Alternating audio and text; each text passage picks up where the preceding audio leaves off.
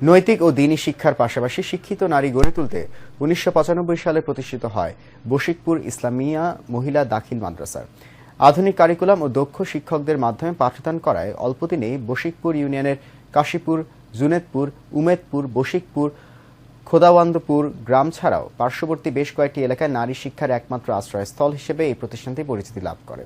সময়ের তালে মাধ্যমিকের গণ্ডি পেরিয়ে উচ্চ শিক্ষায় শিক্ষিত নারী গড়ে তুলতে বশিকপুর ইসলামিয়া মহিলা আলিম মাদ্রাসা নামকরণে উন্নীত করা হয়।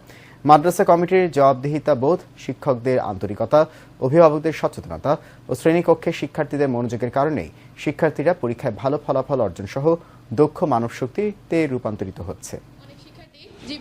সফলতা অর্জন করে আসছে। কোনো ছাত্রী রাত্রে পড়াশোনা করে কিনা তা দেখার জন্য শিক্ষকরা বাড়িতে গিয়ে তদারকি করে থাকে। আমার জীবনের মূল লক্ষ্য হলো আমি কোরআন হাদিসের আলোকে শিক্ষিত হতে চাই। যত্ন সহকারে এবং পাঠ্যোপযোগী প্রশিক্ষণ আমরা দিয়ে আসছি দীর্ঘদিন থেকে। প্রতিনিয়ত 1 মাস 2 মাস অন্তর অন্তর আমরা অভিভাবক সমাবেশ করি।